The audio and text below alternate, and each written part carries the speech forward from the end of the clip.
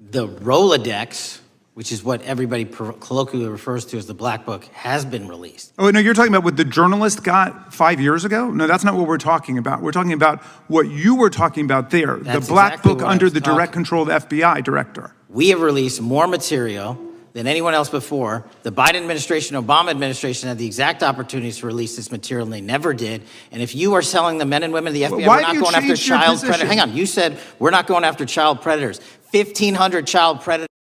This exchange between Representative Jamie Raskin from Maryland and FBI Director Kash Patel confronts him with his own pre-appointment statements about the Epstein files. Raskin systematically plays video clips showing Patel's previous accusations that the FBI was protecting the world's foremost predator and his claims that the Black Book was under the FBI director's direct control and should be fully released. Gentleman from Maryland is recognized. Thank you kindly, Mr. Chairman. Director Patel, before you joined the FBI, you railed against it for covering up Jeffrey Epstein's human trafficking ring. Let me refresh your memory with this clip. It has Epstein's list. They're sitting on it. That doesn't seem like something you should do. You're protecting the world's foremost predator. That seems like an evil thing to do, regardless of who may be embarrassed in the release of that list. Why is the FBI protecting the greatest pederast, the largest scale? Why is the FBI protecting the greatest pederast, the largest scale pederast in human history? Simple, because of who's on that list. So you finished that December 2023 interview with a challenge to the FBI and harsh words for Republicans in Congress for not getting the Epstein files out to the public. You can see this clip. Boy pants, and let us know who the pedophiles are. Put on your big boy pants and let us know who the pedophiles are, you said. You emphasized that the president and FBI director each had complete authority to release Epstein's client list. You said Epstein's Black Book is under the, quote, direct control of the director of the FBI. Look at this clip. This is way off the topic, but who has Jeffrey Epstein's Black Book? Black Book? FBI. But who? That is, I mean, there's... Oh, that's under direct control of the director of the FBI. All right, so you were sworn in as director more than 200 days ago. Now the Black Book is under your direct control. So why haven't you released the names of Epstein's co-conspirators in the rape and sex trafficking of young women and girls? The Rolodex, which is what everybody colloquially refers to as the Black Book, has been released. Oh, no, you're talking about what the journalist got 5 years ago? No, that's not what we're talking about. We're talking about what you were talking about there, the Black Book under the direct control of the FBI director. We have released more material than anyone else before. The Biden administration, Obama administration had the exact opportunities to release this material, and they never did. And if you are selling the men and women of the FBI, we're not going after child predators. Hang on, you said we're not going after child predators. 1,500 child predators arrested this year, 35% increase. I'll reclaim my time. 4,700 child victims Mr. Chairman, I'm going to found. reclaim my time if you could instruct the witness.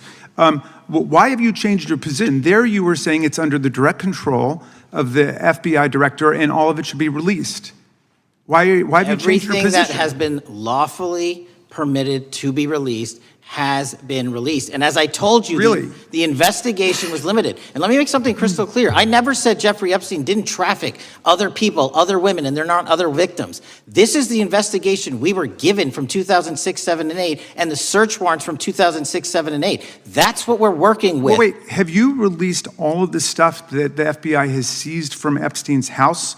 The computers, the emails, the file cabinets, the documents? What about the financial records? Have you released all of that? Everything the court has allowed us to release. Which court are you talking about? 3 separate federal courts have come in and said... We're talking about the evidence you've got. It's got nothing to do with what those courts have. Do you have any idea how the law works? Do you want me to break the law in a federal judge's order? No, I want you to follow your own word, Director Patel. You said up there it was under the direct control of the FBI director. He had the Black Book. Everything I have direct control over, we have gone to court. You haven't. Complete your sentence. Everything you have direct control over, you said. Have gone to court, and everything we have direct control over. Complete your sentence. You said everything. Release. We're releasing. He'd like to complete his answer.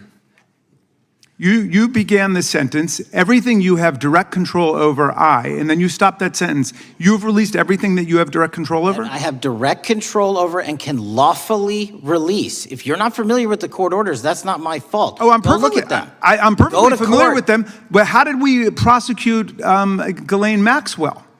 She was prosecuted with the investigatory material that was collected from 2001 and 2005 because of the non-prosecution agreements and the court orders on the investigations and search warrants. We were not able to develop new information. And oh, by the way, Jeffrey Epstein was out for 12 years, and the Obama and Biden administration did nothing to look at his work, his pedophile network. If you want to blame me, that's fine. But now you're blaming the men and women who conducted this stop great that. search. I'm not blaming anybody other than you. You're not keeping your word. You said that you would release all of the materials under your direct control. Has anyone released more information on Epstein than I have?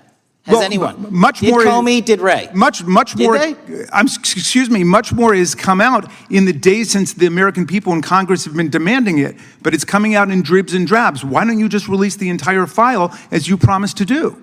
I literally just told you, there are multiple federal court orders. I'm not going to break the law to satisfy your curiosity. You didn't join us when we filed court to release the court orders. You could have. You have lawyers. You could have shown up. You didn't do that. That's a tiny fraction of the material we're talking about. That is not. It is a tiny fraction. How do you know that? Have you seen everything? It's all misdirection. How do you know Time that? of the gentleman has expired. There's something deeply human about watching someone confront the distance between what they promise from the outside and what they deliver from the inside. This isn't unique to Patel or this administration. It's a pattern we've seen across decades and party lines. The firebrand critic becomes the cautious administrator. The demands for total transparency meet the reality of court orders, institutional constraints, and legal counsel urging caution. The representative's use of Patel's own video clips creates a powerful before and after narrative. In those clips, Patel speaks with the certainty of someone who believes the only thing standing between truth and the public is willpower. Put on your big boy pants, he says,